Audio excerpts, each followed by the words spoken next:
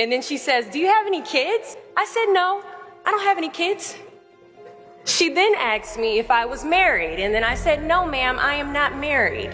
She says, how old are you? I said, 19. May I help you find something? She then says, you are the most beautiful girl I have seen. And I said, oh, thank you. And then she says, I think you could be the next Miss USA. I'm in the Army, okay? We don't do pageants in the Army. She then asked me to meet her at Starbucks the very next day before my next shift at Target.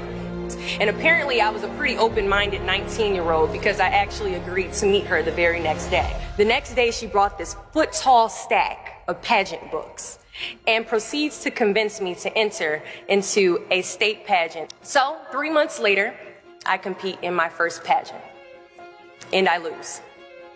I go back the second year, compete in the state pageant. I lose.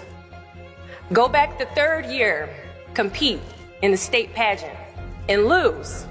Go back the fourth year, compete in the same pageant and lose. I go back the fifth year, y'all.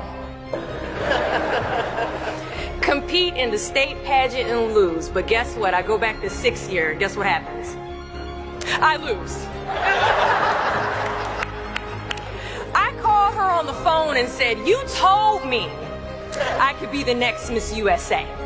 And she says, Deshauna, keep working, don't quit, keep going back. And in June of 2015, she passes away from leukemia.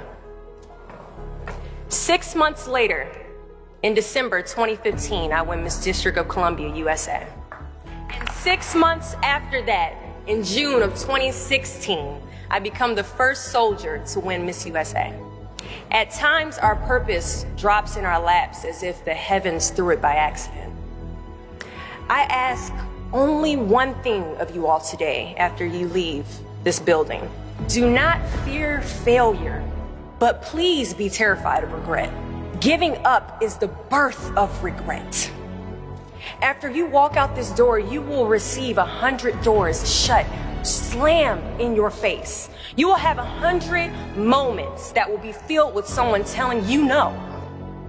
Or telling you, thank you for your application, but we regret to inform you that we've chosen a different candidate for this job. You will sit in 100 different interviews and you will not get the job.